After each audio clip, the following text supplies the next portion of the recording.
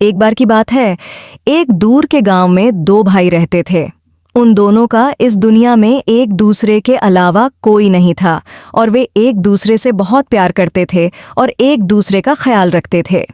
सभी गांव वाले उनके प्रेम की मिसाल देते थे। वह दिन भर मेहनत करके पैसा कमाता था और अच्छा जीवन व्यतीत करता था। इस प्रकार उनका जीवन शांति से बीत रहा था। लेकिन अचानक एक दिन उनके बीच किसी बात को लेकर विवाद हो गया और उनमें मारपीट होने लगी। उनकी लड़ाई बहुत तीखी हो गई। कुछ ग्रामीणों ने अपनी लड़ाई खत्म कर दी और उन्हें घर भेज दिया, लेकिन अब वे अलग अलग रहते हैं और एक दूसरे से नफरत करते हैं। एक दिन उनमें से एक बीमार पड़ गया और उसे अस्पताल में भर्ती कराया गया। अस्पताल में उनकी देखभाल करने वाला कोई नहीं था और वह अकेले थे। जब उसके दूसरे भाई को उसकी बीमारी के बारे में पता चला तो वो अपने भाई के अस्पताल पहुंचा और उसकी देखभाल करने लगी। उन्होंने उस कठिन समय में अपने भाई की बहुत मदद की और उनकी लड़ाई को पूरी तरह से भूल गए।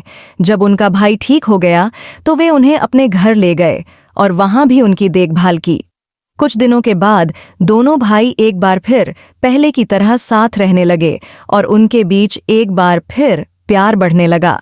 गांव के एक बूढ़े किसान ने एक दिन उसे बुलाया और समझाया कि इस दुनिया में भाई का रिश्ता बहुत अनमोल है। दुनिया में कोई भी रिश्ता भाई के बराबर नहीं हो सकता।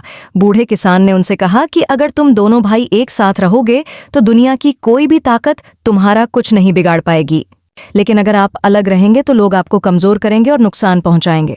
उन्होंने कहा कि भाई भाई के रिश्ते में इतनी ताकत होती है कि आप एक दूसरे से नफरत करते थे, लेकिन फिर भी एक भाई दूसरे भाई का दर्द सहन नहीं कर सका और वह दौड़कर अपने भाई के पास गया।